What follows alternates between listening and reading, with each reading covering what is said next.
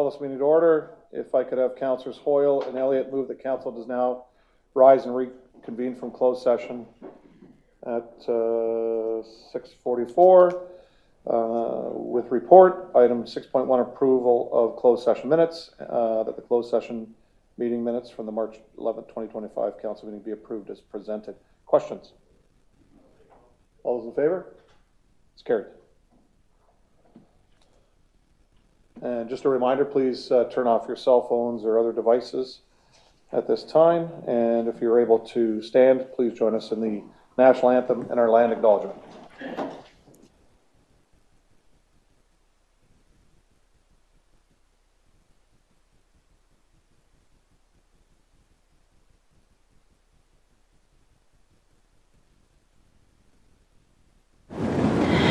Oh, Canada, our home and native land, true patriot love in all of us command, car ton bras s'est porté l'épée, il s'est porté la croix.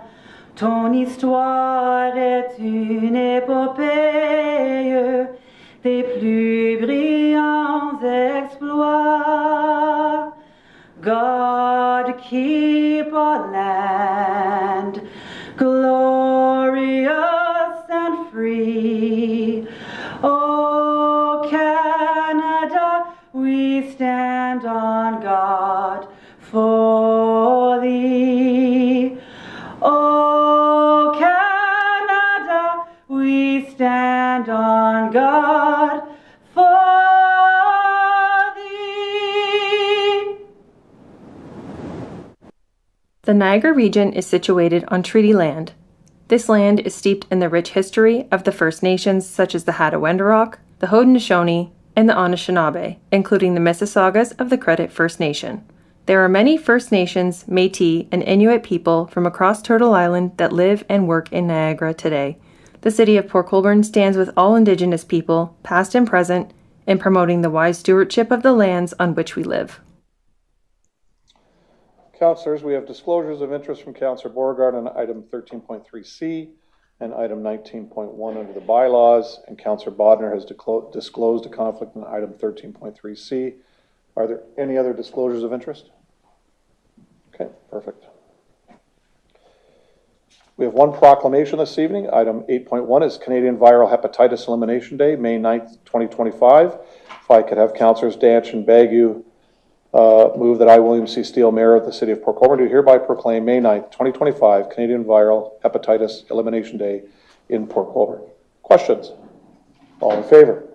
That's carried. We have one presentation. At this time, if I could ask Jordan Sherlock to come forward. Jordan is the representative from the Niagara Industrial Association. Welcome, Jordan. Thank you. Right here? Yeah, right behind there, and there's a red button. Just press that. Just on the speaker there, you'll see a button. Perfect. There Got it. I'm on the hot mic now. Better be careful. Well, thank you, Mr. Mayor, and thank you to Council for having me tonight. Thanks also to Bram Cotton and Gary Long for inviting me tonight and for your partnership. I always say Port Colborne's my home away from home. It's good to be here. I was a resident in my younger years, and before this gig, which started about 9 months ago, my entire career was spent in Port Colborne, about 18 years. So it's good to be back. Thanks for having me. Figure this guy out. There we go. Yeah, so my name's Jordan Sherlock. I'm the Executive Director of the Niagara Industrial Association. My past career has been mostly spent in manufacturing. I worked for North America Traffic here in town and had a brief stint at Stoll Construction before coming here. I've been involved with the NIA for about 10 or 12 years, and I thought, why not get paid to be involved with this wonderful group? So here I am now. We have grown, we are growing, and I thought I'd spend a few minutes tonight chatting with you folks about what it is that we do, what we're up to, and a little bit about the manufacturing sector here in Niagara currently. So some very quick high-level mission, vision, value statements here. So we act as the voice and hand of industry in Niagara, attending to the collective challenges and goals of our members. Pretty straightforward, pretty much to the point. I always say we're similar to a Chamber of Commerce, but with that very myopic and fixed focus on the manufacturing and industrial sector here. I'll get to where we kind of came from and why we exist in a couple slides here. Our vision is, again, very clear: to preserve, promote, and develop industry in Niagara, ensuring its future vitality. So manufacturing has been here for a very long time, and we want to make sure it sticks around for a long time to come. Value proposition. So we've been around since 2008. 2007, I think technically, but we'll say 2008. So 17, 18 years here. We're a not-for-profit organization, completely membership-driven. So we have a membership currently of about 275, depending on the day of the week. And really, our focus is on supporting the interest and growth of manufacturing, and I call it related subsectors to manufacturing, industry as a whole, here in the region. Our mandate and focus centers around providing value to our members, very clearly and very obviously. We have three strategic pillars that we kind of form all of our strategies and value adds around. Networking, I call it the community. The community that we have here around the industrial sector is incredible. That's kind of how I got involved years and years ago. That collaboration amongst that fairly small but growing community is critical. And I've got tiny bit of history here at the bottom. Really, the NIA was born out of a small handful of industrialists here in Niagara that ended up at an oil sands conference out west way back when. The manufacturing sector here had kind of disappeared for a whole bunch of reasons, and these folks were determined to keep manufacturing alive and come up with good ways to make that happen. Here we are almost 18 years later. It's been a groundswell. I still say we're very much a grassroots community, but that network piece is probably the strongest of all of our pillars and what we do. Acting as a resource, again, critical.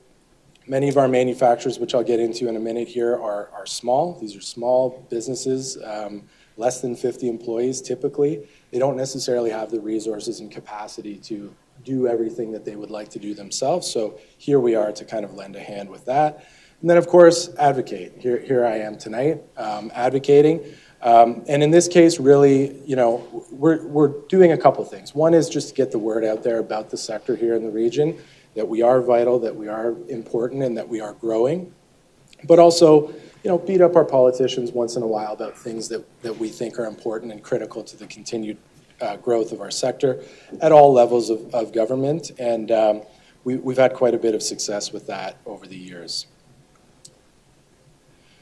Very high level here, overview of our membership cohorts. Our core membership is obviously the local industrial businesses that we have here in Niagara. That makes up the bulk. 65 to 75% of our representation is that cohort.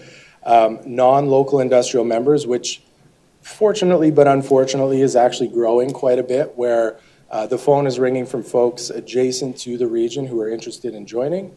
Could be a good thing, but we also have to kind of watch that and make sure there's not too much encroachment going on or creating competitive situations that we don't want. Our associate members, those are our non-industrial kind of service-based members, insurance companies, accountants, consultants. We all need them, right? They make up a smaller portion of our membership, but very supportive, I can say, locally here with a lot of those businesses as well. And they also help to keep the lights on, so to speak, with sponsorship and investing in the association as well. And then finally, we have government and education. Very strong partnerships with our government institutions. ACTEV departments, we have a very unique situation here with, is it 8 or 9 at the LAM level, and then with the region as well, so very strong partnerships there. And then our educational institutions, both post-secondary and secondary, the college, the 2 universities now, and the school boards, especially DSBN and the Catholic School Board. We have and continue to do a lot of grassroots work with the school boards to encourage young people to get into the trades and to get into manufacturing. probably more importantly, convince their parents to push them into that direction as well. And I can say in my experience with the NIA, I've seen that ship turning a little bit, especially on the parent side of things, where we're starting to see that stigma maybe being pushed off to the side a little bit about manufacturing and industrial jobs being dirty and not fun. So beating that drum. A bit of representation. I apologize, this is a grainy shot. This is a little bit old. Can you guys, we've got Port Colborne blocked. How do we move that, Jessica? It's a surprise. Guess how many members are in Port Colborne? 8. Good guess. Gary, you win. So yeah, by the numbers, pretty broad representation. As you can imagine, the larger municipalities have a bit of a greater representation. I actually think Port Colborne's a bit higher. We're in the 20s for sure right now. I can say that safely. So obviously, Port Colborne has a historically strong sector here as it pertains to our folks and growing as we've seen. Maybe a quick opportunity for me to tip my hat to this council and to staff over the last few years. I formerly sat on the Economic Advisory Committee years ago, and I can say the activity that I've seen here in the last handful of years has been quite commendable, so congratulations on that. Okay, stats. These, you know, of all the slides, this could be looked at as maybe the most boring slide. I think it's the best one because we often forget about manufacturing. At least some of the folks I talk to who aren't in it do. You know, the region has identified us as one of the 4 core sectors here in Niagara. That might be obvious, but we're not necessarily a front-facing and sexy group of folks who are out there. You know, you see them in the street, you see their business fronts with large signs. We're kind of in the background. So I always like to throw these up here because I think it's critical. GDP, we can kind of look at those, but I think the couple, is this a pointer? Maybe not. Anyway. Maybe the 4th and 5th bullets down, I think, are critical. We're talking over 22,000 employees. This is 2-year-old data, and 660 businesses. Like, just think about that for a minute. That's in a population of 500,000. It's a lot of business, and it's very broad in its structure. So you've got everything from traditional manufacturing to food and wine production, which is considered manufacturing. So very broad-based. And then, actually, sorry, this is my favorite bullet here, the 6th one down. 84% of these businesses have between 1 and 50 employees. So that's back to that, you know, true SME. Oftentimes, I call them mom and pop, multi-generational businesses.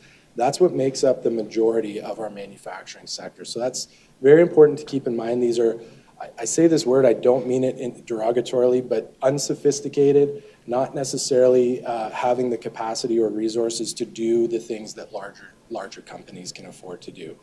And then I'll let you kind of just peruse some of the values down there. I think we've heard a lot of it in the news recently with what's going on as to the value of export goods and how much of that we do as a sector as well. So as I just said, our sector makeup is very broad. I won't read through all of these bullets, but we're not represented by 1 or 2, say, core sectors like auto, for example, that some other regions are. We have everything from that heavy industrial kind of traditional manufacturing to marine, chemical, food, aerospace. It goes on and on. I've got EV down there. Maybe I should take those question marks away. This slide deck is a few months old, but as we know, here in this wonderful town, we've had a massive investment around kind of the EV space in the last year or so here. So that I'm happy to report that those folks are members, and very interesting to see how that's unfolding with a highly sophisticated manufacturer in a relatively new space. So, I posed some questions down here that is always interesting, I think, as key stakeholders here and partners to ask ourselves about, who we are, what are our needs, how do we provide that something for everybody, since we are represented by quite a few different subsectors, who gets attention when it comes to government dollars and funding opportunities, what are we doing about emerging sectors like EV, geopolitical, succession planning, I know is a big one, likely in Port Colborne when I was here. It is a larger regional problem where we have an aging out workforce and legacy ownership group who don't necessarily have that next generation of ownership in the wings to take over. That's a very critical challenge right now for us in manufacturing. Trends and challenges. You could call this opportunities and threats. So, consolidation of business, that's kind of a bit of a reference to succession, which is bullet number 2, but we are seeing that as an exit strategy for retiring or aging out owners, where your property might have been paid off for the last 20, 30 years. Your costs of running your business have gone through the roof. You don't have an exit strategy. What's a good exit strategy? I'll close the doors, sell my property, off I go, or sell it to my competitor, to a customer, or somebody who's interested in buying. Good and bad behind those strategies. Business attraction is a trend here. I had quite a large construction firm from out of the region who I spoke to last year, and they called Niagara the final frontier. It reminded me of Star Trek that talk about that. Meaning, when they sit down and look at their strategic plan for 2025 and beyond, they say, where are we going to expand? Where are we going to build stuff this year? You pull out a map of Southern Ontario, there's not many places left. So I think for a lot of reasons, the spotlight is being shone on Niagara right now. Labor pool in trades and manufacturing vocations, referred to that a bit earlier. We have challenges with both number of employees in that pool as well as skills. So it's kind of twofold in that way. Awareness and interest with youth and parents, I spoke to that earlier. Government investment, we've seen the government finally and thankfully put a lot of money into skilled trades and this sector in the last, call it 18 months to 2 years. That has been incredibly helpful as a trend. We hope that continues and that we don't get forgotten about again. Internal training programming, we're seeing businesses, especially larger ones, doing kind of specialized and specific training within their 4 walls. So maybe venturing outside from traditional institutions and saying, you know what, we're just going to train our own people. How are we going to do that? And how do we make sure we're investing in these people to stay and not jump ship? Geopolitical concerns, we could probably have a whole session about that one, so I'll kind of quickly skip it. But operational challenges, I think, especially coming out of COVID, we were already up against it when you talk about supply chain disruptions, cost of labor here, tariff threats, more prevalent today, global competition, land scarcity. These are operational challenges that many of our folks have been facing for many years. And I think, the tariff thing has overshadowed a lot of these issues, but they're still there. So we have to do something about those and keep those high on the priority list. I think this week or last, our minimum wage went up again, so we're number 2 in the country now. Socially, that's probably a good thing, but it's just another kind of notch against small businesses trying to survive. I think this is my last slide. How can our partners help? Or more, maybe better put, how can we work together? I consider all of our LAMs to be partners of our sector and of the NIA.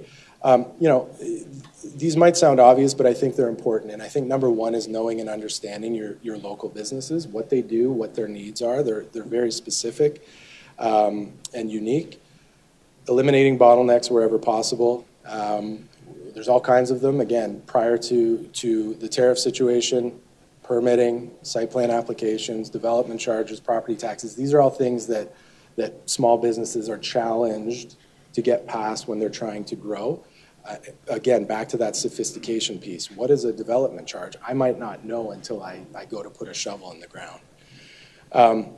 Recognizing the sector is vital forever. Excuse me. In years past, I think some of the other sectors, such as tourism, agriculture, wine, those have really risen to the top as maybe the more obvious sectors to invest in. Manufacturing is not going anywhere. I always say, coming out of COVID, we were very much recession-proof to a large extent, or generally, because some of those businesses, the businesses in tourism, wine, et cetera, retail, they had no choice but to close down. A lot of our businesses in manufacturing were able to stay open. That's critical to remember. CIP programs, development incentives, the ones that you guys have, I think, are great. The region has a lot of good ones. Let's make sure we keep those going. Development charge impact, I just referred to that specifically. And investment in land. I think there's, we talk about a less than 1% vacancy rate for land expansion in the industrial space here in Niagara. I don't think that's true. I think of maybe available or marketed investment land, that might be true, but this town has proven that if you build it, they will come, and I think we can do more of that, and I encourage all of our partners across the region to look at that. Very quickly, I'll fly through these, but just some pictures from the last couple of years of some of the tours we've done at our member facilities. Really cool places if you've never had the opportunity to go to them. This is at the Port Weller Dry Docks. Stubby's is a concrete manufacturer, basically, and they just fill giant bags of concrete all day. It's incredible. You can't really see it in that picture, but you walk through aisles and these things are stacked, miles high, and it makes you claustrophobic. Speaking of claustrophobic, go next door to Ontario Shipyards and walk through the dry docks. We know what those folks have been doing the last little while. The HOPA multimodal hub has been an incredible development for industry here in the region in the last couple of years. Last I checked in with them, they are at 100% vacancy rate or close to it, which is just amazing to see that come back online. That terrible picture there is the Geo Rail coming right into one of the factories there, or the buildings. These are some of our smaller, what I would, again, call those mom and pops. Hamel Machine in Niagara Falls do some very cool specialty niche manufacturing and fabrication. CCTT is the trades college in Fort Erie. The old Fort Erie High School has been renovated and retrofitted to bring students through there, not specifically, but largely focused on the trades. Dilt's Piston there, and formerly in St. Catharines, actually. Girardi Machine, I always love this picture. It's been doctored up a little bit, but that shows you some of the scope and scale of a press, basically, that they're making that comes down and smashes, large pieces of steel. Very traditional, like, cool manufacturing if you go in there. There's a guy kind of guiding a huge piece of a material that would crush him instantly. These places are right in our backyard. Oh, look at that. I don't know, Gary, maybe there's you. I don't know if I see the mayor there, but a good look. There's Bram, a good-looking group of guys and gals with shovels in the ground for the announcement last, I guess, November on a cold day. So again, a tip of the cap to that. Prasad is actually going to be the keynote speaker at our AGM this Thursday, so we're looking forward to that. NEO just down the street, as I'm sure many of you have been inside, very cool, very clean operation from another multinational. And that's it. So I'm happy to field any questions. Again, appreciate the opportunity to come here today and update everybody a little bit about the sector and the NIA and what we're up to. So thank you. Great, thanks, Jordan. Appreciate it. And we always appreciate when the NIA comes to Port Colborne, not just at council, but the events that you've hosted right here in our city, whether it's at Roselawn or one of our local restaurants and businesses. We really appreciate that. Questions from council? Councilor Bruno. Welcome home, Jordan. I had the opportunity to talk to a friend and client, Keith Cumming, who you probably know from Primeway. Yeah. And he mentioned, "No, you must know Jordan." And I'm trying to, and then he said North American Traffic, and I remembered. So, I would have to say you leaving town in North American was our loss, but NIA's gain. So congratulations on the good job you're doing. And I want to thank Bram, too, for allowing us, if you're not on the Economic Development Committee, to get a sneak preview of what happens outside of Port Colborne. When I was looking at your slide presentation, I thought of one of the slides, and that was when you talked about the 21,000 employees, and that whole laundry list there would be something that probably we should put in our package on the website in the ECDev drop-down, because I think, today it's true. When developers come or industry comes, right, they're really looking at all of Niagara, right? And we're all doing that, supporting each other, including the region. But if I was in that mode and coming to town or looking at Port Colborne, I'd want to see also what's around me. And that one slide told a lot of stories. So kudos to you and for coming and doing kind of the presentation dog and pony show. I'm sure you're doing that in every municipality. So delighted that you could come. Thank you for all your support, and I hope you'll make it an annual visit. Chair, can I just comment through you, just very briefly. Thanks, Gary, and it's good to see you again. Thanks for the kind words. And yeah, I call it the road show, so we'll kind of be going down the list. And just to your point about the the stats page and kind of what does the picture look like. I have this vision of the NIA kind of being what I call the welcome wagon. So when we're doing FDI, and this isn't something we've had a lot of success with, as you know, over the years or in recent years past. So when FDI is happening, or even just folks are expanding here, the JBLs of the world who have massive expansions going on, how can we kind of create that supply chain, supplier day, whatever you want to call it, that welcome wagon to say, what AK is doing is very specific. They have very specific needs. What do we have here? I want to make sure Niagara businesses get first kick at the can to clean their floors and cut their grass, let alone supply them with large-scale raw materials, et cetera. So I want to make sure there's a mechanism in place so that when those folks, set foot here, our membership is at the front of the line to say, we can help you, we can do this, we can supply you with this based on what your needs are. So we're working with Bram and Gary and the team to make sure that happens and have a good direct line to the Asahi Kasei folks as well. And we'll likely do something later this year, but I want to make sure that's a repeated thing and it's not just for, we don't just do it once for a VIP, we do it all the time, to your point. So thank you. Thank you. Great. Thank you. Any further questions? Thanks again, Jordan. Thanks. Appreciate it. Thank you.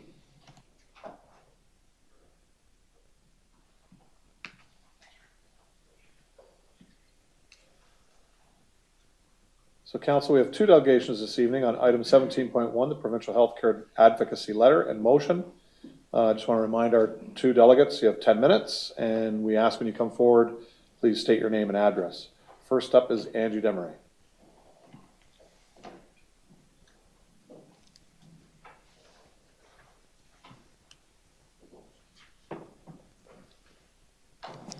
Thank you very much. I'm Angie Demery. My address is 270 Davis Street. Good evening, members of council, Mayor Steele, everyone present. First and foremost, I want to express my heartfelt thanks to this council for your steadfast commitment to the values and well-being of the residents of Port Colborne. By standing with our community on critical issues, you've not only demonstrated leadership, but also shown a deep understanding of the needs and priorities of the people you serve. You really, I knew you would, but I'm really happy to be able to stand here and say it. Seeing the letter that is being decided on tonight, that just, it fills me with joy because it takes us to a place that we haven't been before and it gives us a tool that we really do need. So, and your recent actions on the critical issue of healthcare have resonated with many people in our community. And it reaffirms the confidence that we place in you and your ability to advocate for what truly does matter. As you know, equitable and accessible health care is the backbone of a thriving community. And while we've seen great efforts locally, the need for continued advocacy at both the regional and provincial levels cannot be overstated. It certainly doesn't end with the mailing of a letter. It's going to take a lot more, but with that letter in your hands, you can do much with the positioning that you already have. This council carries a great weight, and I'm sure that it can take our issues a lot farther and do a great job with them.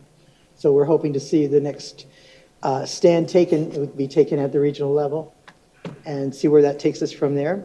But we know that the challenges are complex, whether it's addressing local access, proper service models, wait times, funding, staffing, or ensuring that healthcare workers are supported. But together, through persistence and united advocacy, we can drive meaningful change for our community. I urge this council to continue being a strong voice for Port Colborne at both that regional and provincial level. By working collaboratively with our regional and provincial counterparts, we can assure that every Port Colborne resident, regardless of their circumstance, has access to the quality health care that they deserve. I want to specifically thank Brian Bowles for the work that he's done on this. I know by the number of times I've spoken to him that he's really worked hard and that he's had the best interest of everyone at heart. So, Brian, thank you. And from the community, thank you. It's important to have somebody that we can reach out to and who just really address our concerns. And you've done that wonderfully. Thank you so much. So in closing, thank you again for your leadership, dedication, and unwavering support for our community. I'm confident that by standing together, we can overcome the challenges ahead and secure a healthier and happier future for every Port Colborne resident. Thank you. That's all I have to say. Thanks, Angie. Questions for the delegate? Thanks. Our next delegate is Betty Conk.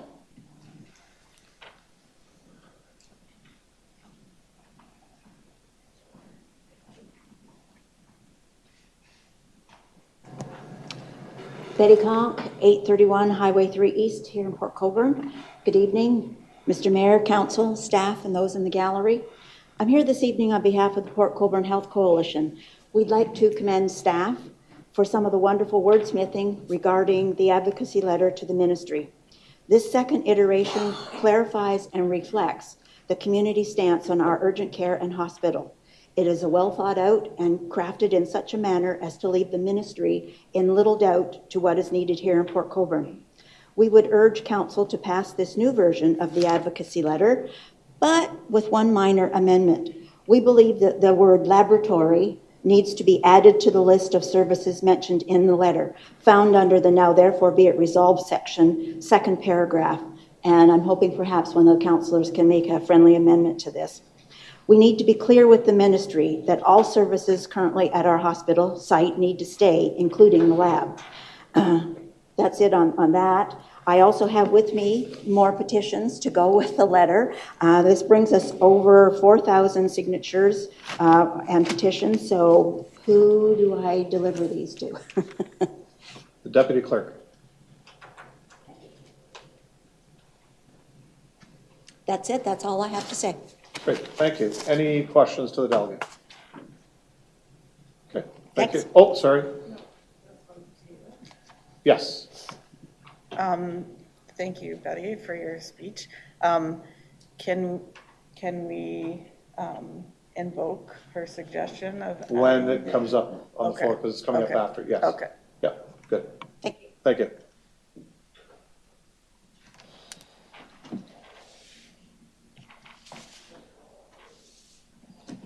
Okay, on to the mayor's report. I'll do the mayor's report, and then after that, any questions for the mayor or for regional councillor, I'll take those as well tonight.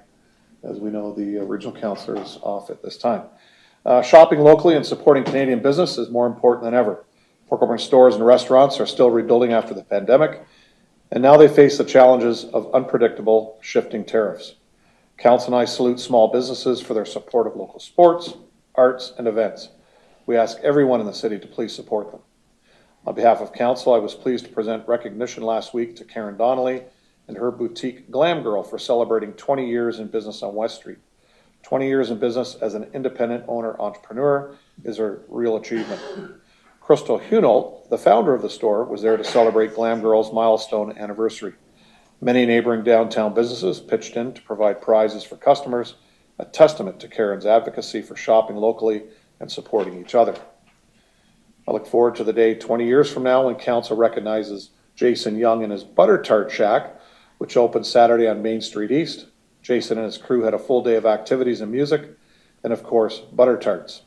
People came from across the region to celebrate the grand opening, and it was great to be joined by councillors Aquilina, Bagu, and Hoyle to cut the ribbon.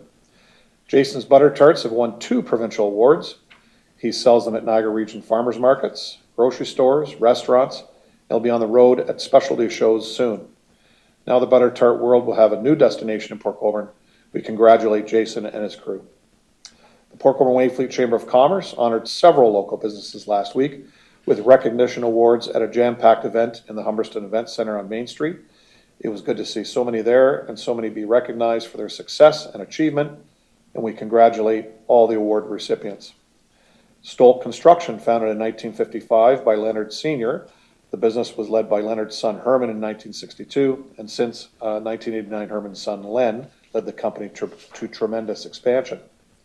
Bodner's Markets, Ron, founded in 1959, now run by Megan Bodner and her partner Scott, the third generation Bodner, to continue the family legacy. Villages Port Colborne is a volunteer-run fair trade boutique founded in 1984 as 10,000 Villages. We congratulate Jane Nye and her team. They're the ones who initiated Port Colborne as the first fair trade town in Ontario. I mentioned Glam Girl, owned by Karen Donnelly, and again, congratulations to Karen. Kudos to Backyard Barbecue, which opened the year before COVID, but has survived because not only is their food amazing, their commitment to our community is outstanding. This has all been excellent work. All award recipients and all our great business owners deserve our kudos in what they're doing here in Port Colborne. We congratulated McKay Public School for their centennial celebration Saturday afternoon. It was a pleasure to present a plaque on behalf of council. Also, Councillors Aquilina, Bagu, and Hoyle joined me. And we thank Principal Todd Adcaster, Vice Principal Catherine Zanuto, Teacher Shannon Vandenberg, and their organizing committee, and all their students for presenting such a super history of your school. We were pleased to see the museum had over 100 years in artifacts in different rooms at McKay, and we congratulate the McKay Lions. Earth Day is 2 weeks from today on April the 22nd in partnership with the Niagara Peninsula Conservation Authority and Sassafras Farms. We're giving away 500 trees and 100 seed packs in Market Square at 9 a.m. on Thursday, April 17th. There are only 500 trees, so please come early. There are a variety of species: bur, oak, red maple, silver maple, white birch, and white spruce. Sassafras Farms will offer pollinator greenhouse kits for $25. And Easter is only 10 days away. You know what that means. It means the Easter Bunny will hop into Port Colborne from the deck of the pilot boat in the annual Tugboat Bunny event on Saturday, April 19th at 9 a.m. Get your parents up early, children, to greet the Easter Bunny near the Pilot House on West Street. Then get your parents and your Easter baskets to the Valet Center, where the Easter egg hunt gets underway at 10 a.m. There will be Easter fun and activities at the Valet Center until 4:30 Saturday afternoon. 2 of our staff were recognized last week by the Business Link Media Group 40 Under 40 Achievement Awards. The 40 Under 40 Business Achievement Awards is an annual program which celebrates the region's brightest young professionals under the age of 40. Greg Higginbotham, our tourism coordinator, and Rachel Kachuk, the Chief Executive Officer of the Port Colborne Public Library, were among 40 Niagara Achievers awarded for leadership, impact, and excellence in their work. We congratulate both Rachel and Greg on that achievement. That ends my report. Any questions on either the report or for the region? You guys are good tonight. Perfect. Now on to our consent agenda. Councillor Bagu and Councillor Aquilina have lifted items 13.3C, 13.3E. These will be considered as items 14.3 and 14.4. Would anyone else like to lift any of the other items? Seeing none, if Councillors Bagu and Bruno can move, the council hereby approves the listed consent items on the April 8th, 2025 council agenda, and that the consent items be approved on the recommendations as contained therein. All in favor? That's carried.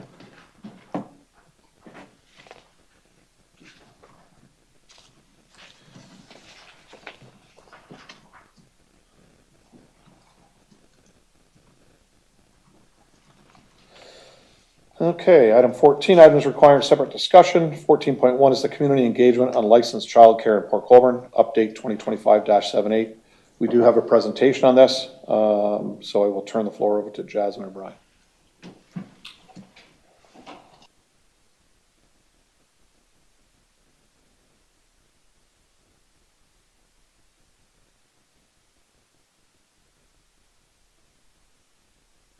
Okay, thank you, Council. Similar to our presentation on healthcare, I'll do the first couple slides and we're going to pass this over to our manager of communication, who's done a great job collecting community engagement on this project. So first slide.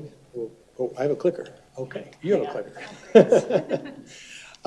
Just some background. We started in August of 2024 We had an opportunity to enter into a program to look at licensed childcare spaces within the city of Port Colborne.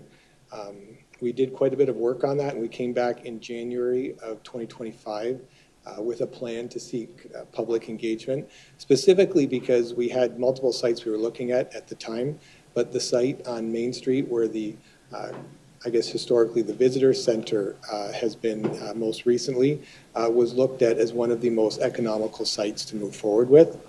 We did do public communication in February, received quite a bit of feedback, and we're here today to share some of that feedback. So next slide. So coming out after you'll have a chance to go through the feedback, listen to it, find out what we heard. Staff have put forward a recommendation in front of council today to move forward with the project based on the feedback in two phases. Basically, phase one is really to move forward with an RFP to do a design build.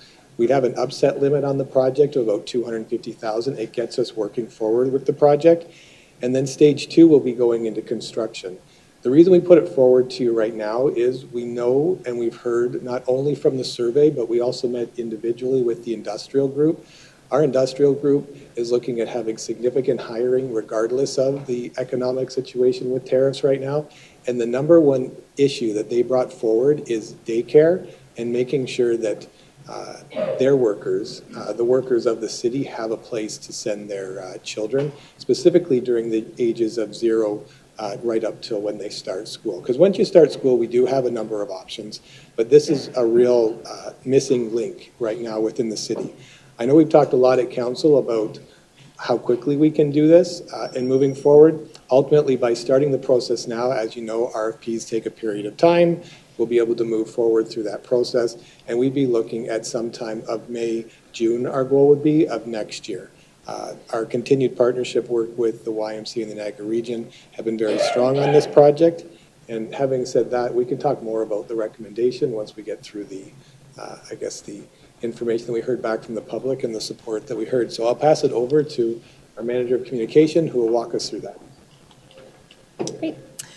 So thank you, Mayor Steele and Council, for the opportunity to talk to you tonight about the results that we heard from our Future of Childcare Engagement project, which we ran from February 3rd to February 14th. So just as a reminder, this engagement project really included a survey, and we distributed the survey both online and in paper. We had 305 people respond in total. You'll remember when we were here talking about the healthcare engagement report, we told you that we received 11,000 open field comments, and we said that's a lot for us to go through. This time we received 315 open field comments, which is much more reasonable. It was much easier for us to kind of go through and hear what residents were or respondents were saying, and it was much easier for us to get through this one. So the survey was also a lot shorter, and so we have a much higher completion rate at 91%. This survey only took 3 minutes for people to complete, so it was a lot easier for our respondents to get through, and our completion rate reflects that. So as you know, we like to know who we're hearing from, so we asked respondents, where do you live? And we have respondents 91% from Port Colborne and 98% from Port Colborne, Wainfleet, Wellendorf, Fort Erie, so the respondents to the survey are quite local. Given this survey was about childcare, we also asked a few questions like, do you have children? How old are they? Are they in childcare? And that kind of thing, and you'll see that as we go through. But 78% of our respondents did report that they have children, and that I'm just telling you that just so you know that that's the flavor of the type of responses that we have. So just sort of to keep in the back of your mind. So I'll talk about the feedback we received in 6 areas. First, with growing licensed childcare spaces in Port Colborne. Second, we'll talk about the demand for childcare in the community, the proposed location of the former visitor center, a little bit about the heritage aspects of the building, and then we'll talk a little bit about funding or the comments that we received about funding, and then we have a few other notable comments that we wanted to bring forward as well. So first, under growing licensed childcare spaces in Port Colborne, we asked those who were taking the survey, do you think Port Colborne requires additional licensed childcare spaces? And we saw overwhelming support for that question, with 86% of respondents saying yes, we think Port Colborne requires additional childcare spaces. The next question, do you think that the city of Port Colborne should be involved in creating these facilities or providing space? So should it be kind of a municipal responsibility in our community? And we saw 82% of respondents agreeing that the city should be involved in the creation of licensed childcare facilities. So again, very good support in that direction. So the next section under the demand. So as I mentioned, we asked a couple of questions like, we asked a couple of questions to the people filling out our survey, like, do you have children? How old are they? Are they in childcare? What type of childcare? So this question shows of those respondents who had children, what type of childcare were they in? And we saw 61% using a licensed childcare center. We also see some other types there. You can see a licensed home childcare or independent childcare or family or friends. And then this question, of those people that had their children in any type of childcare, was it in Port Colborne? And we saw 38%, so almost 40% of people needing to leave the community to get childcare. So they're seeking childcare outside of Port Colborne. So next, around the proposed location of the former visitor center at 76 Main, this question asked, do you think that pursuing or repurposing this facility is a good idea? And we saw 73% of respondents saying, yes, we think this is a good idea. So again, a good amount of support in that direction. The next area I'll talk about is around the heritage aspects of the building. And this question kind of explained the process that would be used. And just as a reminder, I'll read the question. It said, the former visitor center is a designated heritage building. If the project is approved, the city would keep the existing historic elements of the building, but add an extension. And the extension would be designed to tie in to complement the historical elements of the existing building. So would you support using the visitor center for expanded childcare? And I read that just so that you have the context in what the question was asking, but we did see 73% of respondents supporting or renovating that facility. Again, you see support in the same sort of direction here. We had an open-ended question asking if anybody had any concerns. And so we went through the comments that we received, and there's a few different sort of themes that we heard. We did see some people commenting on the importance of heritage conservation, making sure that the building's heritage aspects are maintained. We did see some noting that they would prefer the site to be used for historically aligned purposes, so something like a reopening of a visitor center or a museum or something like that, something of a historical or heritage nature. We did hear support for childcare and converting the building into a childcare center, with lots of respondents noting that the space is needed in the community and that this would be a good option. We did see some conditional support with respondents noting that they would like additional childcare, but really wanted to make sure that the heritage aspects of the building were maintained. And we did see, given that this question was asking about concerns, we did see some people commenting about renovation costs and the potential burden on taxpayers. So speaking of funding, we'll talk a little bit more about what we heard around that.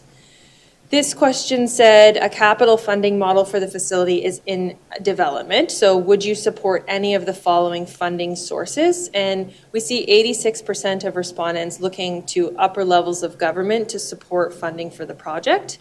We also see some support for development charges, and then the lease payments from the childcare operator going also to help with the capital funding. So this question it said a licensed childcare operator would pay a lease payment to occupy and operate out of the facility. If the lease payment does not cover all of the capital costs needed to renovate and expand the facility, would you support the city contributing to the project through any of the following funding sources? So again, we see support for grants from upper levels of government, but we also see some support for development charges as well. So finally, just a few other notable comments. We did see lots of comments about a long wait list and difficulty for parents looking for childcare spots in the community. We heard some comments about the importance of considering traffic, congestion, and safety in the locations that are chosen. Some respondents put in other suggested locations like schools, the Valley Health and Wellness Center, or other vacant facilities in the community. There, as I mentioned, some comments about funding and noting that the cost for childcare shouldn't be passed on to an average resident who maybe doesn't necessarily have children. We heard the importance about flexibility and hours, noting that, there's lots of people in the community that work shifts, and having, childcare from 7 to 5 doesn't really necessarily fit everybody's schedule, and so having expanded hours would be important. There were also some notes about having more home childcare options in the community that could go and help to fill the gap temporarily or long term. And then finally, we did hear some comments about the importance of this project, noting that some families could either choose to leave Port Colborne as a result of not having enough childcare options in the community, or may choose not to come to Port Colborne as a result of not having enough childcare options in the community. So this slide just shows a couple of the key findings as a quick little recap, just in case you weren't following as I went along. But we did see, a high demand for more Port Colborne for more licensed childcare spaces. We see almost 40% of people with parents or with children needing to leave the community to access childcare. We saw 82% of people believing that the municipality should take a role in helping to address this problem. And then we saw, a good support for using the facility that is recommended at the visitor center.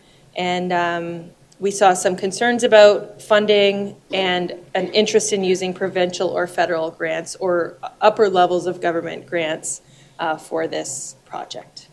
So back to Brian. Thank you. And so I think that brings us back to the recommendation, and that's where staff put forward it in two components. It's really to start moving forward with a project because there does appear to be support to move forward with it. But the second is to recognize that as we move forward and the financial structure gets finalized, there would be that opportunity to come back to council. Council can see how the design build is coming along and make sure that all the financials will match up. We do have grant applications in. Those conversations are very productive right now. Development charges, we will be able to do an updated background study. As we know, the Asai Kasei project is moving forward. We had the significant grants that were announced in the last 7 weeks. I think the city has received almost $23 million in grants. That will require us to go back and look at our development charges and reduce some areas. So introducing a new development charge offsets, people will still, and new houses, new businesses to the city will still pay lower development charges going forward once we bring that back to council. So that is an opportunity. And working with the YMCA, they are prepared with their lease program to make sure that they help cover some of these costs as well. So as of right now, we do see a pathway to have a very viable model that would not hit the taxpayer, but we do put it to council. That's the pathway.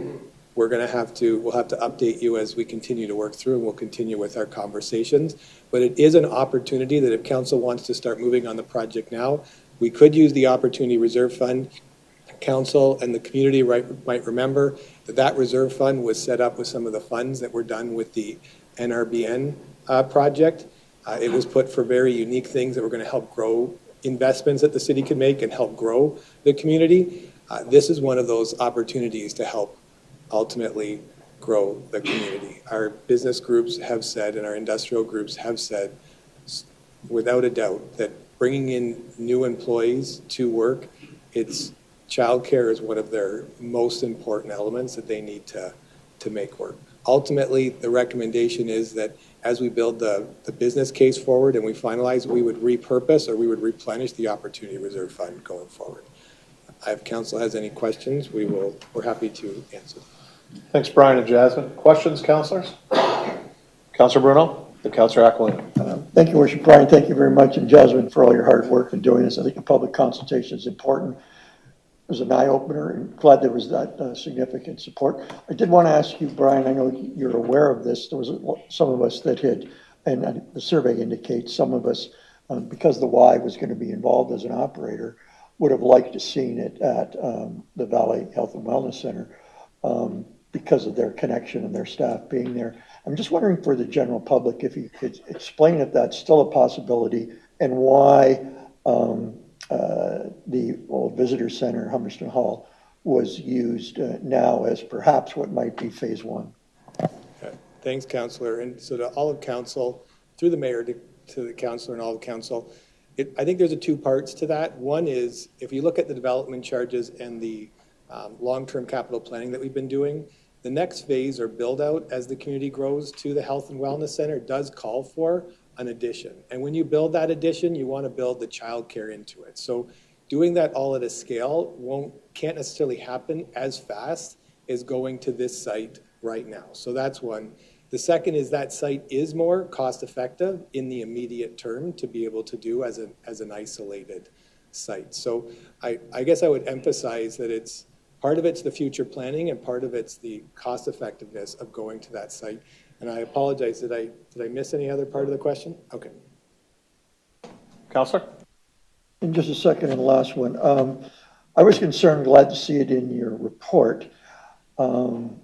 I go back to the days when we inherited Humberston Hall and it had this section on it that didn't look appropriate to the historical nature of it. And there was lots of debate around this table about whether to leave it on and take it off, and we ultimately decided. And I don't want to deja vu that thing with this. So while I'm excited about tie in and complement the historical nature, if you're going to go out for design build, can you give us a design build A, B, and C? Because I really want to see that tie-in look appropriate. It's on our main street. It's one of the oldest, if not the oldest building in Port Colborne. And I don't want to see regular brick tie into that beautiful stonework. And I know in many cases it's, how much do you want to pay? You can have everything you want. But I think there's some creative ways of doing that today, with whether it's the first 10 feet with the window ledge and the shrubs and the rest is stone to cut that down, the type of windows versus stone. So I just asked that if you could, in the design build, ask for a couple versions of the exterior facade. Through the mayor to the councillor and council, we definitely can ask for a couple versions, and council can look at that from a price perspective as well. I think the other thing I just want to highlight is we do anticipate that there will be a heritage planner on the project with us to make sure that when we come back and we recommend it to council and we talk to the heritage committee, we are taking into consideration the heritage of that building. Thanks, Councillor. Councillor Aquilina. Thank you, Mr. Mayor. Through you to Brian.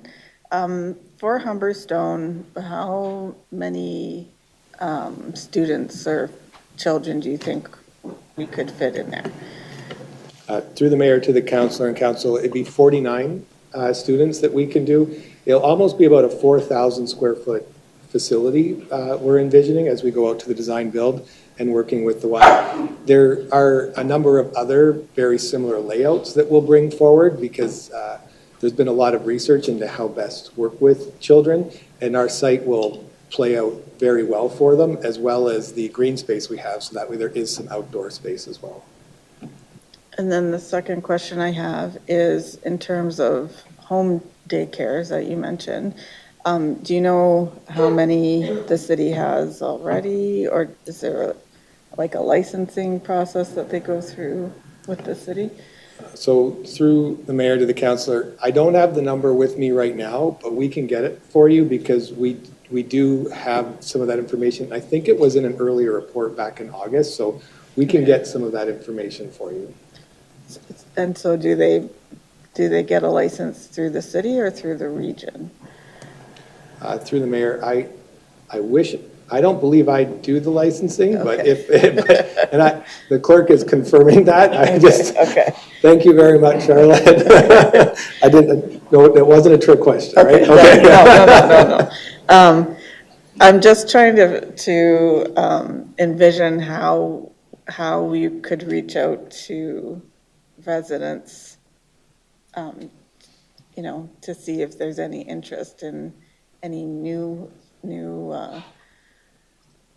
home daycares that could exist. That's kind of where I'm going at with that. Yeah, so through the mayor to the councillor, It's a great advocacy program that we could have a conversation with and do some more work on. Happy to take that on.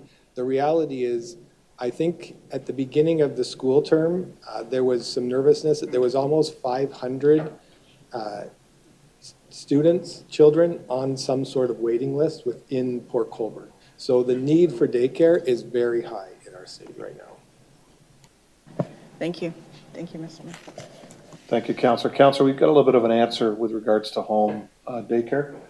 Our clerk is very in tune with this because she does have small children. My kids are in their 30s, so I did this years ago. Can you give some insight to the council with regards to some of the rules behind the province?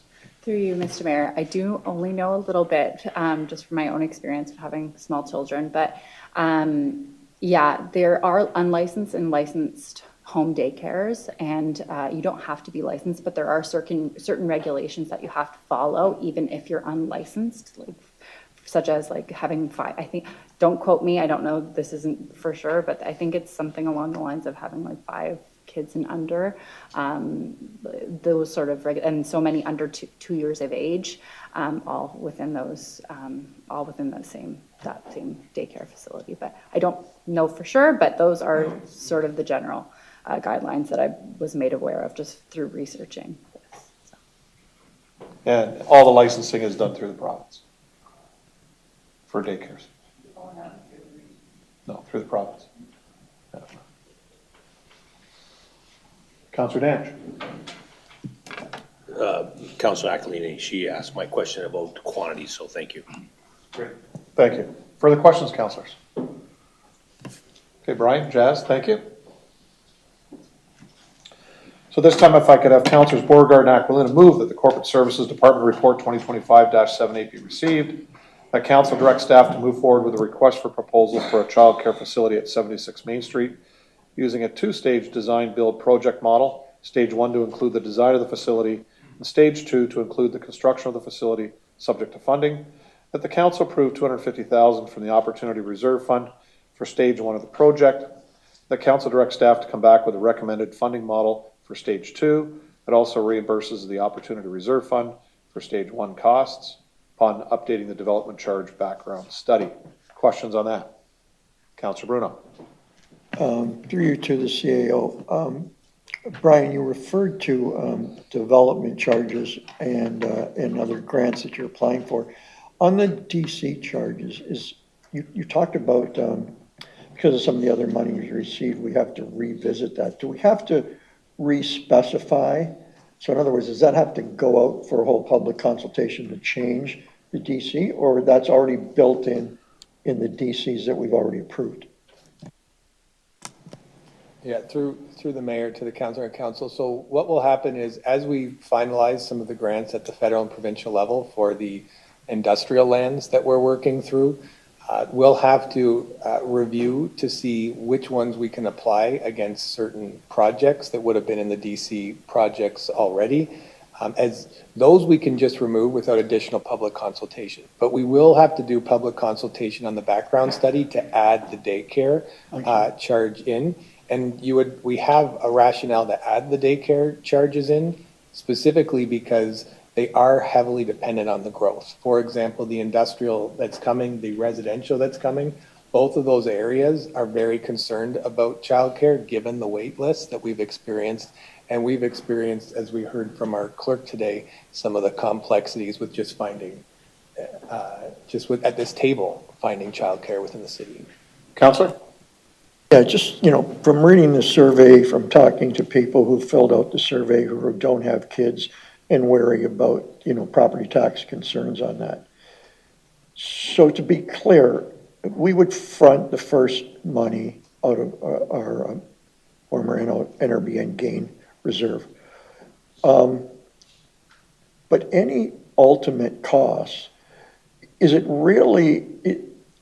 there a point where whatever we front, we will actually be able to get back and replenish from those development charges? So in other words, if we had a front 250 or 550 or 750, over time, will the DCs be paying the city back so that that becomes whole again and there actually isn't a charge to the property tax owner. Mr. Bowles? Yeah, so through the mayor to the councilor and council, 3 steps. The goal is, the model is grants, DCs, and lease payments. So through those 3 sources, the funding model would reimburse the opportunity fund moving forward. I put to council that we're working on the proposals for design build. We get moving with the design. We come back to council, council approves, but council's in for 250 and we're working on the finance. If something goes not as planned on the finance, you'll have a shovel-ready project that we're going to continue working on the grant funding for. So we won't stop at it because the spaces are specifically needed. But the pathway right now is these 3, and the discussions on the grants and the DCs are very strong to be able to make all of this happen. But I can't make any promises. This is a model to keep the project moving so you can have daycare spots sooner. Okay. Great, thank you. Great, thanks. Further questions? Councilor Bonner? Thank you, Mr. Mayor. Through you to the CAO. You had mentioned that early in the school year there was some 500 people on a waiting list, and maybe some found it, but probably a lot didn't. And with this announcement, I'm sure there's going to be a whole bunch of people want to get their application in right away. If you don't know right now, could you get back to us how that process will unfold? And I'll just leave it like that. Thanks. Yeah, so through the mayor to the councilor and council, I would rather come back with that only because we have to finalize agreements with the Niagara region and the YMCA to be able to bring, ultimately it's the YMCA, right? Because the YMCA, the Niagara region and the YMCA work together, we would be working with the YMCA. So once all of that's worked out, we'll have them come and present and make sure there's a public announcement to give everybody lots of time to be able to make sure that they know about it. I think it's a great idea. Further questions? Seeing none, all in favor? That's carried.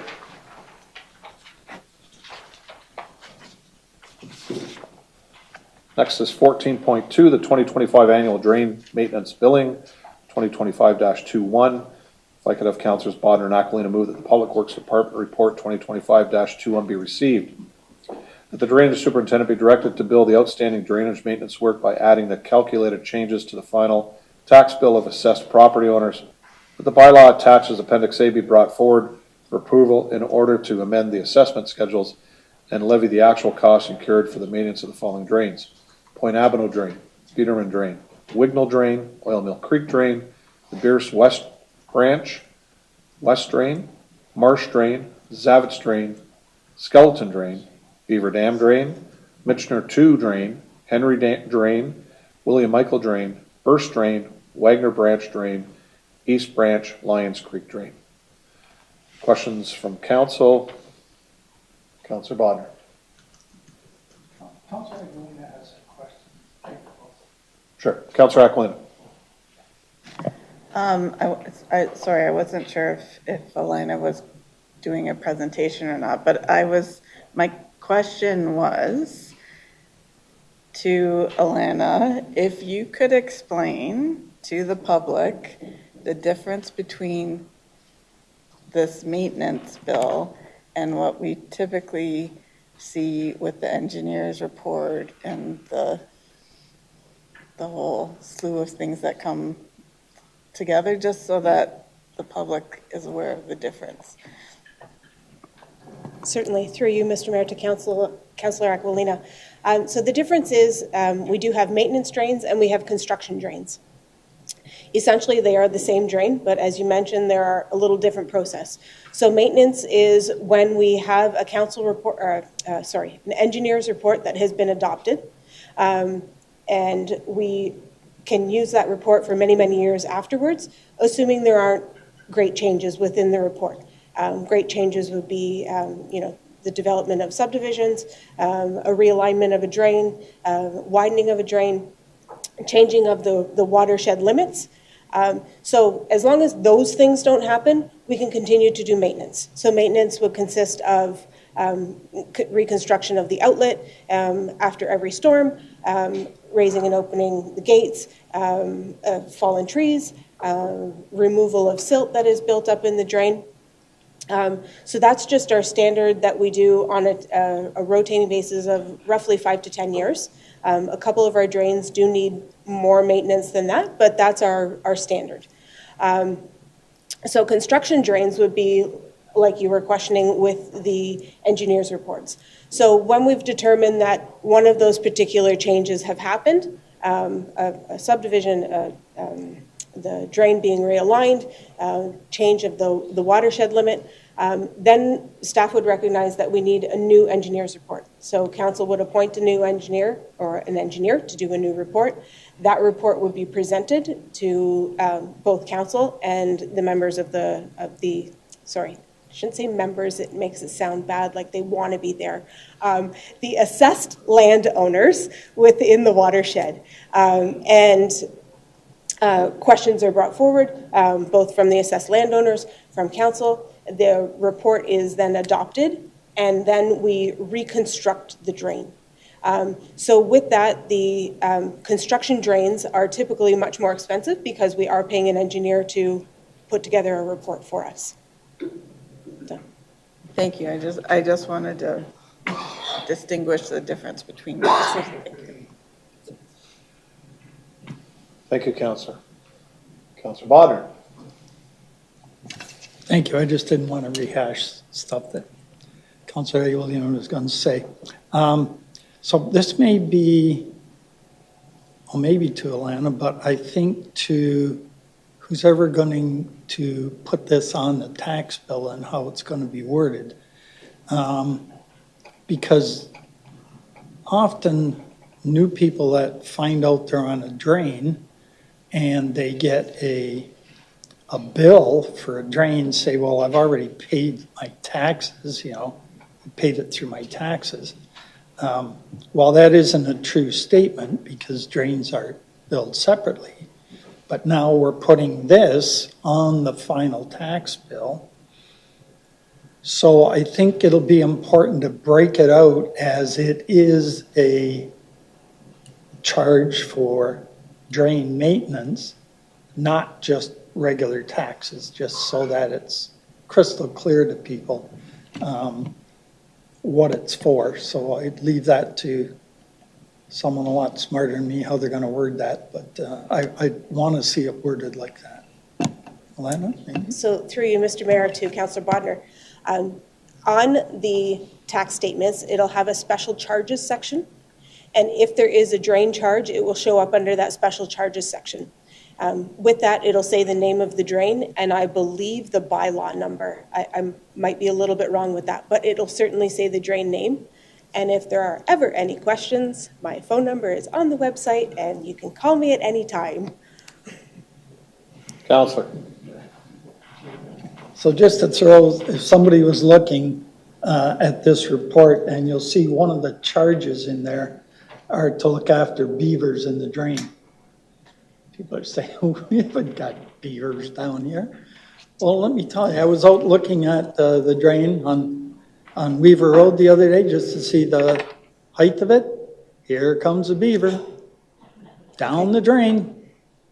And he wasn't too happy because I was parked there. So if you haven't seen them slap their tail and go under and come up, and I'd move the truck a little bit and wait for him, and he'd come up, slap his tail again and go under. So yeah, we have beavers, and they cost us a fair amount of money to keep the drain clear from the beavers. So that's your beaver lesson for the day. Thanks.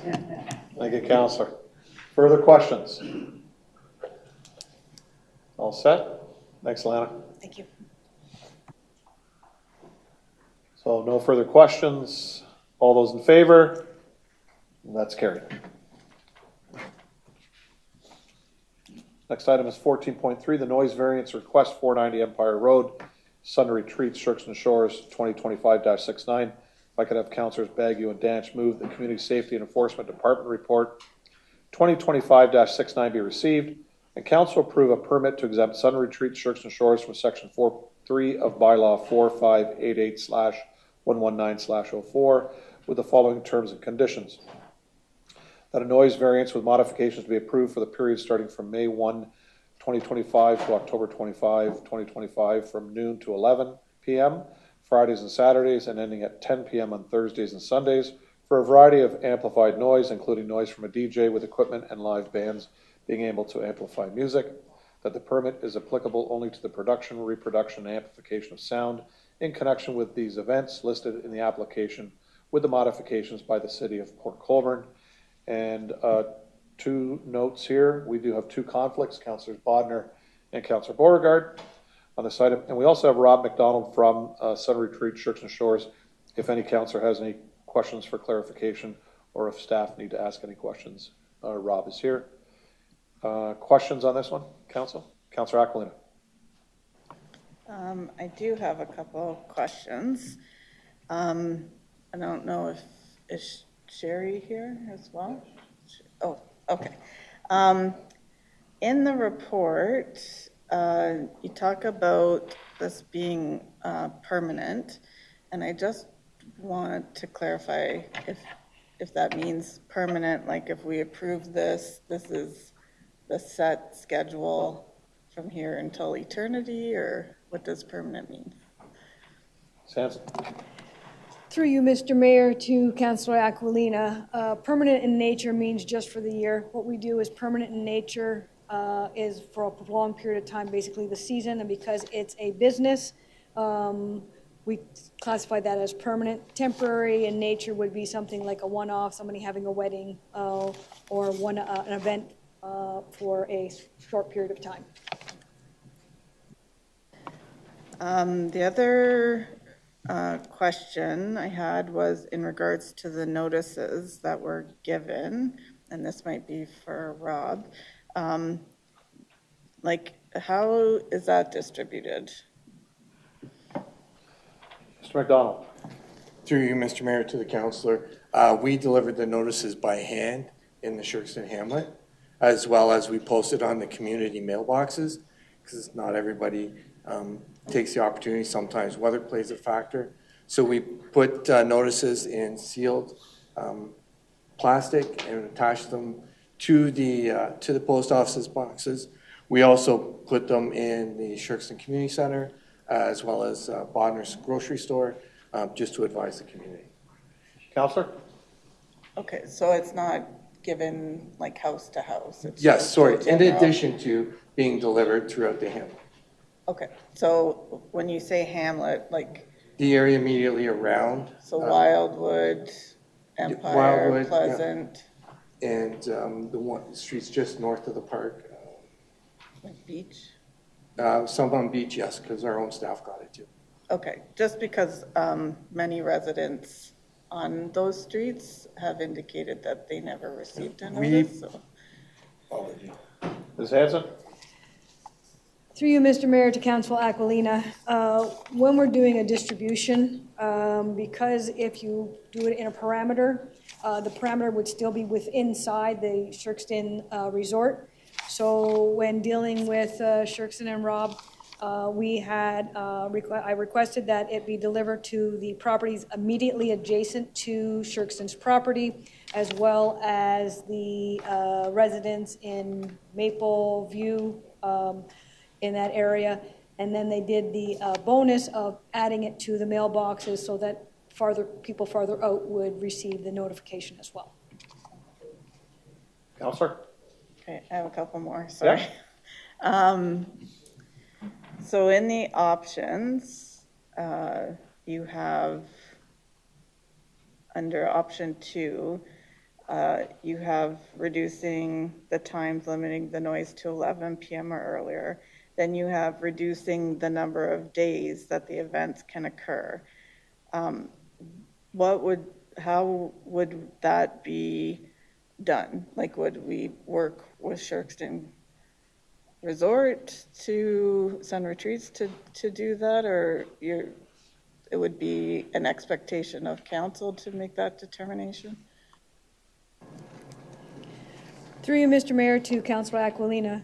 Those options are provided to council just as it would be with any business with regards to limiting days, times of an event. You could work with Shirkston, you could limit it to every other weekend, similar to when we were dealing with the Belmont, when they wanted to have it Fridays and Saturdays and every week. There was discussions held with regards to limiting the amount of noise in the mixed residential commercial zone. So it would be up to council to decide on if they wanted to work with Shirkston or provide them with a resolution that said this is the dates and times that would be allowed.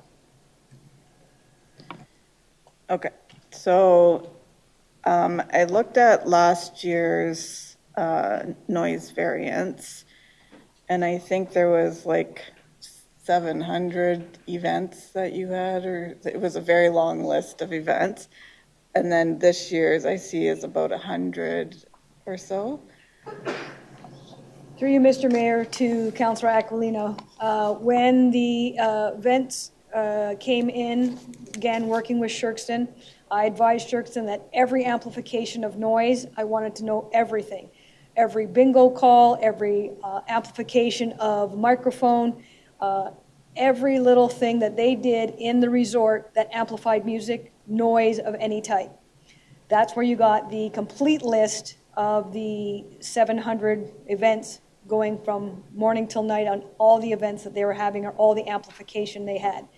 This year, we simplified it with regards to the amplification of the actual music and the amplification of sound coming from an amplified device. Another question, sorry.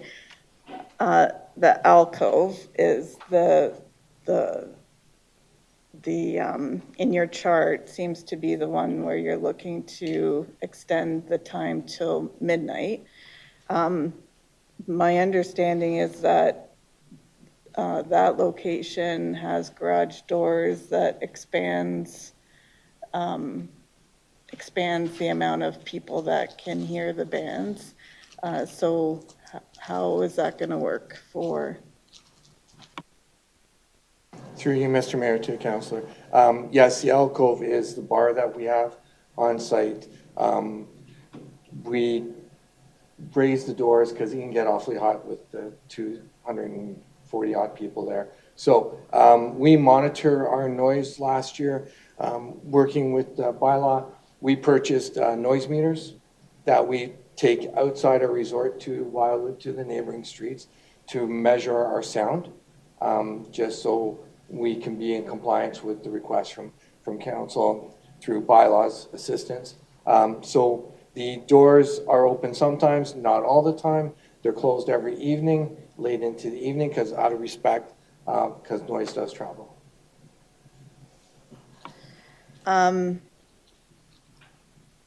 So this is my last comment, not really a question, but I would choose option 2, where we're limiting the time to 11 p.m. or earlier, only because with everything that transpired last year at the resort, which led to the meeting with emergency services and the resort here at council chambers, like, we haven't really quite seen the demonstration of the measures that you've put in to see that, you know, you are trying to be good neighbors. So I would be voting for option 2 with the time not going past 11. Councillor, but that's what's in the motion now. Yeah, I know. Yeah. Okay, that's fine. Okay. I was looking for option 2, but that didn't come up here, so. Okay. Questions further, council? Councillor Baggett. Thank you, Mr. Mayor. Through you, I guess, Sherry, the mention of the noise level. Are there any exceedances that happened last year? Through you, Mr. Mayor, to Councillor Bagu. We received some complaints with regards to the noise, but when dealing with Shirkson and Rob, with their monitoring, they did not have anything over the noise level, but I was not out at the site. I'm just going by the information that was provided. And when we look at the number of complaints, we had, I think, 2 or 3 of them through the whole season. Okay, thank you. And so if the music starts from the alcove or soccer field, I guess the soccer field music is a little bit louder. It carries further than the alcove from the diagram, I guess. Through you, Mr. Mayor, to council. Yes, it does, hence why we only have concerts on the soccer field on Sunday evenings, and all music ceases there by 10 p.m. Okay, thank you. I'm good, Mr. Mayor. Okay, thank you. Further questions? Counselor? Sorry, through you, Mr. Mayor, just to make another comment, like, I'm located on, like, close to Holloway Bay Road, and depending on the wind, I can hear the bands clear as day during the daytime, not so much at nighttime, but I also don't have my windows open at nighttime. But so I think that I think there's many factors when it comes to the noise, such as the wind and the lake, that it expands the distance of the noise, and so that's something that needs to be taken into consideration as well. Okay, thank you. Further questions? Seeing none, all in favor? All opposed? That's carried unanimously. Thank you.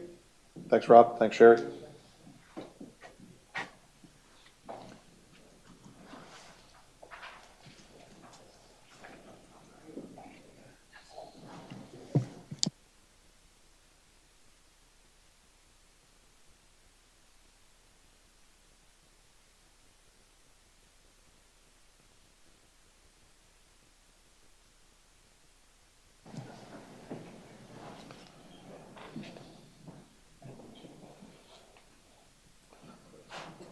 Okay, thanks, Council. Item 14.4 is Minor Soccer Association Agreement, 2025-26, moved by Councilors Bagu and Hoyle. The Corporate Services Department Report 2025-66 be received. The Council approve entering into a renewal license agreement with Sir John Colborne Youth Soccer Club attached here to as Appendix A. And the Council approve the introduction of a per registered player user fee as outlined in the attached license agreement. I think we do have an amendment this evening. I think it was Councillor Bagu, so I'm going to go to you first, Councillor Bagu. Thank you, Mr. Mayor. I'll give the other stuff first.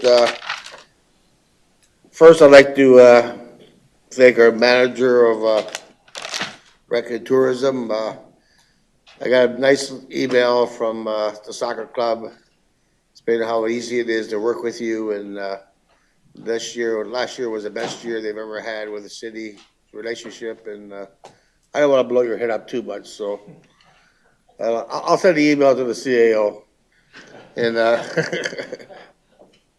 don't think you get raises by compliments. Anyways, Mr. Mayor, to you, the one section there, I usually don't read the bylaws word for word, but as former Councilor Wells, I guess I just did it once, and I found one area there, regarding the signage. Just trying to find it here again. Section 4. Number 7. Not advertise minor hockey sponsors in designated space on the premise of TA Atlanta Sports Complex without the express written consent of the city. In the actual bylaw, it's a double negative sentence. And I had to read it like 3 or 4 times to try to really understand what you're really saying. and I talked to you earlier, and I'd just like to get an amendment to make it easier to, like we talked about why it's there. It's like we don't have a pot store sign where the 3-year-olds are playing soccer, advertising pot stores and stuff like that, which I agree with 100%, or liquor or beer stuff. But if we could just clean that line up on this report and the actual bylaw. And so basically, it's don't put down not advertised, but when you can't advertise with the city's permission and in a designated area, that's all. It's very, very simple. I think you wrote something down, didn't you, Greg? We've got that here in the clerk can read out. But you did say minor hockey, and we know you meant minor soccer. Oh, yeah. Okay, thanks. It's next door. Yeah, Madam Clerk, with regards to Councillor Baguio's amendment that you worked with staff with, can you please read that out? Yes, thank you. All right, so the amendment will be that the license agreement with Sir John Colborne Youth Soccer Club attached hereto as Appendix A be amended by removing section or subsection 4A7 and replacing it with the following. Minor soccer sponsors shall not be advertised in any designated space on the premises of T.A. Lannon Sports Complex without the express written consent of the city. Is that fine, Councillor? Sounds perfect, Mr. Mayor. Thank you, Madam Clerk. Councillor Hoyle, you'll second that? Yes. Questions to the amendment? All in favor? Carried. Now to the main motion as amended. Any further questions or comments? Councillor Aquilina. I have no questions in regards to the report, but I do have a question because you mentioned about the LED lights and about potentially putting turf on one or many of the fields, and I just wanted to know if you had a time frame or any sort of plans in that. Mr. Jouet. Yes, through the mayor to Councillor Aquilina. So I'd say timeline-wise, I believe the LED lighting would be a higher priority at this point in time in regards to funding, and that would be through a capital request before the turf fields.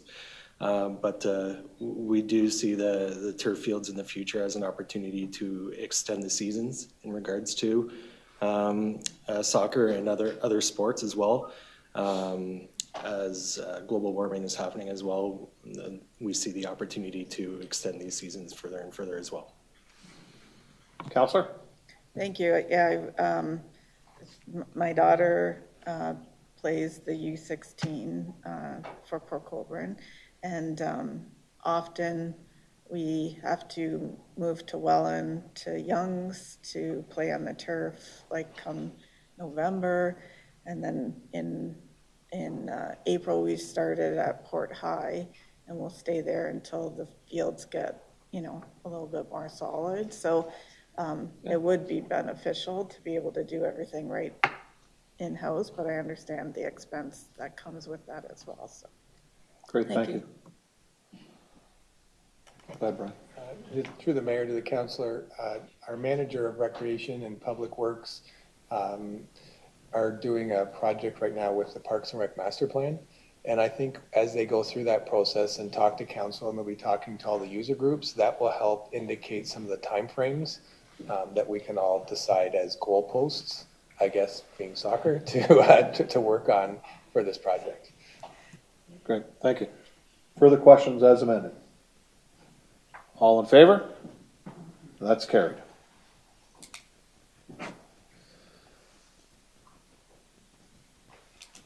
Okay, on to staff. Madam Clerk. Thank you, Mr. Mayor. I have one update this evening. We are currently accepting applications for the newly established Healthcare Advisory Committee. We have posted the ad on the city's website and social media channels through digital ads and have shared hard copy posters at Sherkston Community Center and Bethel Community Center. Additionally, the ad is showing on all digital screens at City Hall, Vale Health and Wellness Center, and the library. The deadline to apply to the committee has been extended to April 22nd, 2025. Applications will be received by email, regular mail, or in person at City Hall until 4:30 p.m. on Tuesday, April 22nd. Please visit the city's website or contact the Clerk's Division for more information. And lastly, I understand there are some residents who are having a bit of a hard time finding the application on the city's website. Our communications will review the accessibility of the application tomorrow morning, and we'll make some adjustments to ensure it's very easy for residents to access from both the homepage of the website as well as the Healthcare Advisory Committee page. That's it. Thank you. Thank you. Chief Double. Thank you, Mr. Mayor. Nothing from fire. Mr. Szapowski. Yes, good evening, Council. Just wanted to provide a quick update on the West Street Hydro relocation project. We are progressing on time, and we have encountered a few issues, but we are working through them as we keep moving through the project. But we don't want to anticipate any changes to the timeline at this point. But I more or less just wanted to thank the businesses on West Street and the public just for bearing with us during construction and as we move through different traffic calming scenarios. Thank you. Mr. Watt. Yeah, just two updates from recreation tourism. The first would be the marina opening date was scheduled for April 15th, weather depending. We do still currently have a fairly good ice buildup in the harbor, as you may have seen in the canal as well. So we may need to push back the opening date, again, dependent on the ice melting, as it is currently blocking the boat launch, not the public boat launch, but the launching boat area for within the marina. So we will communicate that out to the slip holders and the public if we need to push that back. And the second update would be with the beach. We do anticipate to install the dune fencing next week with our partners, the NPCA and Niagara Coastal. Thank you. Comms, nothing. Mr. Long? Nothing this evening. Great. CO? Thanks, Mayor. Just a couple things. Just appreciate the support and the work that working with the mayor and Councillor Beauregard, and maybe Councillor Beauregard will have his own comments, but we were at Good Roads this last week. I got to meet with a number of ministers, and thank you to our Director of Development and Government Relations who helped put that together, even though I think there wasn't the normal course where you normally meet with ministers in the same pattern. But that was very fruitful. We did get to meet with healthcare representatives, and were able to relay the city's position with respect to urgent care. Just a couple of reminders to the community. Backyard Chickens survey is out right now, and if anybody wants to fill that out, we'd appreciate that. That's up until April 14th. Next week, next council's meeting, we do hope to have a review of the public engagement for both the marina and the grain terminal for the community to hear about and council to hear about. And the last, just to reiterate what the mayor had said, please check out our website, check out what's going on in the Niagara region. There's a lot of information going out about shop local, support the Niagara economy, and we're here to help and answer any questions. If you call customer service, we can help you direct that to that work as well. So thank you very much. Great, thank you. Councillor's items, Councillor Bodner this week. Sorry. I'll go to you last then. Councillor Bodner, go ahead. Thank you, Mr. Mayor. I didn't want to interrupt your sidebar there. So nothing really as far as council stuff goes. Staff is, as usual, always on top of everything. But I wonder if I could just go back to your mayor's report. You had announced that Megan, who now owns the family business, received an award. I'd just like to acknowledge your brother Jason, who is actually sitting back there. And, he's been a great part of the business for a lot of years. So just wanted to throw that out there. And everything else is good, Mr. Good. Thank you, Councillor. Councillor Hoyle. Through the mayor, as always, staff has answered all the questions I have. I've been getting more calls about Davis Street. Are we still, Steve, on schedule for that completion for that water? Mr. Szapowski. Yes, through your worship. We are still on track with the water main projects as a whole. Within the next 2 to 3 weeks, asphalt plants are starting to actually open. So we are looking at scheduling in with contractors at that point. There's actually some site meetings taking place over the next 2 weeks to make sure that we can get scheduled in a timely manner. Okay, I'll let some residents know. Thank you. Thank you. Councillor Danch? Councillor Elliott? Thank you, Mayor. Just a couple of things. I think this issue has reared its head before, but I got a complaint from a resident on the north side of Clarence Street. I'll say going down towards just past Rosemount, maybe a few houses down, with regards to people in the land behind them. So I'm assuming that it's the private property in the old cement plant area with people building different things. It was described as bike jumps or dirt bike jumps and ramps and stuff like that, cutting the bushes down, fires and whatnot. I think we had looked into it before, but it is private property, right? So we're kind of in a position where we can't really do anything. Is there any way we can bring that attention to Niagara Regional Police or the landowners themselves to try to get some relief for the homeowners in that area? Yeah, we can go through Mr. Long's department with regards to the landowners, let them know what we're hearing or what you're hearing. And then, because they have to give permission to the NRP, we don't have the authority to do that. So we can work with Gary on this and speak to them and make sure that they work with us on it. Okay, sounds good. And then one other lighthearted thing, I guess I volunteered without really knowing what I was doing for Saturday. For the, I'll ask the CAO again what the title of it is. It's at the YMCA and it's the fundraiser. And we got volunteered for the stationary bike ride. So I thought if myself and staff were going to go and work up a sweat for the kids, I'll look at you other 7 councillors around this horseshoe, and if a couple of us here are going to go and work up a sweat, maybe you guys could work up a sweat by reaching in your pockets and donating some money for us. I'll twist everybody's arm and put up a collection. It is for kids so that they can participate in the activities that go on at the Y. So I know how nice you all are, and I'm getting that look from Councillor Bodnar, like, what are you, crazy? Unless you'd like to come and ride the bike with us. I have a suggestion after she's done. Okay, I'll take any suggestions, and don't be shy on the amount of money that you would love to donate to the Y so that kids can participate in the activities that they have. And that's all. Just remember, Councillor, there's always a reciprocal number that we may come after you for, so just remember that. I will gladly donate to any worthwhile cause. Thank you. Councillor Bodnar? Yeah, just for Councillor Elliott, and I'd be willing to put up $50 if you go to the other activity, switch from yours. There's an axe throwing, and they need a catcher. So I got $50 on the table if you want to flip to that one, okay? God, I figured we'd get some more, yeah. Thank you, Councillor. Councillor Bruno? All's good, Mr. Mayor. Councillor Bagu? All's good, Mr. Mayor, thank you. Councillor Aquilina? I'm all good, thank you. Councillor Beauregard? Thank you, finally.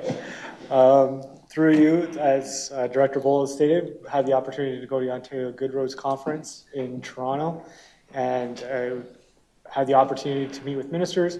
I believe it's nice that when we say Port Colborne, where we're from, and what we're pitching to them in terms of projects and whatnot to get funding, they know who we are. They know Port Colborne, and I think a lot of that has to do with our team and our mayor, and it's good because that's how we're going to get the money to do what we want to do in the city to help our residents. So I really do appreciate what staff has done and what the mayor has done as well in our time there. And so I also, while I was there, had the opportunity to do some plenaries, and which included one of which was advancing transportation equity in Ontario. Being on the Niagara Transit Commission, I do plan to bring some knowledge back, as it did refer to Kitchener-Waterloo and their experience. And similar to Port Colborne and Niagara generally, they have a lot of urban and rural communities that they're trying to get transportation in. So it's very similar to our circumstance. So I would like to bring some of the information back to them. And I also want to say to Jasmine, particularly, that little pamphlet you made for the presentations that we provided to the ministers. It was really well done, and it's great. So, yeah, and so that's it for the good roads. I do have one question. So, typically, Mr. Mayor, when we go to a conference, we say what we did and what we attended, what we learned. I always thought staff did the same, but I'm not sure if I'm wrong. I just know that, and some engineering staff, public works staff, were at a conference, I believe, in Denver for water loss. So I'm just wondering if they can come back and maybe tell us what they learned from there, given that Sure. how pertinent that is to Port Colborne. Give us a report, not tonight, but next meeting. Give us an update with you and the others you went with. Just don't want one up. Yeah. So I know Brian mentioned good roads in his, but yeah. The only thing I say about good roads is we have great meetings with ministries and Enterprise Ontario. I think Enterprise Ontario or just Enterprise Ontario, right? Meeting with them. We actually met with some suppliers at the Royal York. We were able to meet with them over a coffee. That some we deal with, some we don't deal with, which is a good thing. I found the plenaries this year, and Councillor Bruno, I've seen this at FCM, where there's weaker years than others. This was probably the weakest year of good roads I've ever seen, because there was a number of plenaries that I've done, like last year and the year before, they had very similar. So, but the ones that you and I attended a few together, but those I felt were really good because they haven't been offered before. But I found this to be one of those years where it was, to me, a down year at good roads. So, but certainly there's a lot of information, a lot of the in the trade show. The companies that you talk to bring you new ideas. It brings us back. I know Councillor Hoyle's brought stuff back. Councillor Elliott's brought stuff back from AMO. That's where you get a lot of good stuff for, whether it's Parks and Rec, whether it's Public Works, and what Brian did do in finance with the city and the information that we bring back there. IT. There's always certainly lots of information that come back. So you're right there. But anyways, thank you. Nothing further on Councillor's remarks. So we do have one motion, Council.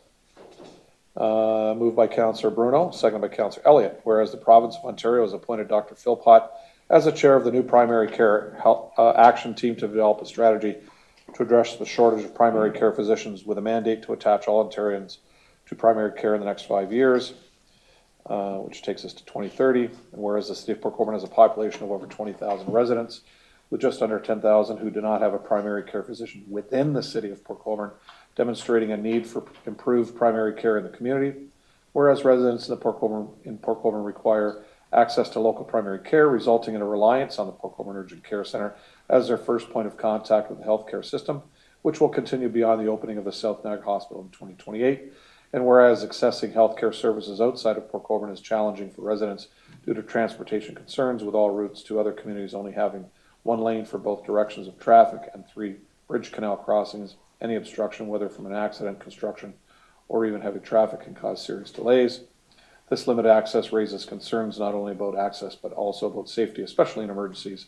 And whereas Port Colborne is expecting an incredible amount of housing and industrial growth, with over $2 billion in building permits in 2024 and 7,000 housing units in the development pipeline, which is more than double the number of houses within Port Colborne urban boundary. And whereas the summer population in Port Colborne grows to approximately 40,000, which exacerbates the strain on infrastructure and local healthcare options, and whereas Niagara Health Plan has not considered the significant development happening and expected within Port Colborne, and whereas Niagara Health's plan to end urgent care and other operations at the Port Colborne site does not consider the need for diagnostic services within the Port Colborne community, and whereas on a recent survey of Port Colborne residents, 96% of residents reported they thought Port Colborne required urgent care healthcare services. And whereas over 4,000 people, more than 20% of the community's population, within just a few weeks have respectfully expressed their wishes to save and restore the 24/7 urgent care services in Port Colborne via petition submitted to the Council of the City of Port Colborne attached here too. And whereas the Council of the City of Port Colborne desires to request for continuation of funding for Port Colborne Urgent Care Center operations without reduction of any funding to Niagara Health for construction and operation of the new Niagara South Hospital. And now therefore be it resolved that the City of Port Colborne Mayor and Council formally request the Province of Ontario to continue funding for urgent care health services at Niagara Health's Port Colborne site without reduction of any funding to Niagara Health for construction and operation of the new South Niagara Hospital, and that the City of Port Colborne Mayor and Council formally request the Province of Ontario to continue funding of diagnostic services, including imaging with expanded services to support mental health counseling support and addiction services, and other allied health services, including physiotherapy, and that the City of Port Colborne Mayor and Council request that the Province of Ontario put a moratorium on the closure of urgent care centers and the implicit removal of primary care health services from the City of Port Colborne and all small and rural communities in Ontario until Dr. Philpott's mandate is complete, to ensure that all Ontarians are attached to a primary care physician, and that the resolution be forwarded to Niagara's local MPPs and circulated to the Rural Ontario Municipal Association and all Ontario municipalities. Councillor Bruno. Thank you, Worship. I'd just like to reiterate what two of the presenters said, to thank Mr. Bowles and add Jasmine and her communication staff, because they've done a remarkable job in a short period of time. But I'd really like to thank the two presenters for complimenting staff, because we all know what they do and we're in tune to it for 2 weeks, but I think it's just so important when people from the community see it. And I think for them, that recognition tonight really meant a lot. And so thank you both for that. I also just had one thought about the CCs on the new letter. I was glad that you added Niagara Health and put them on notice that they're part of this. I think they were mentioned 3 times now. I'd like to see them on the CC, because I don't want them to say this went to everybody and they didn't even know about it and they found out about it through a government official or they were queried.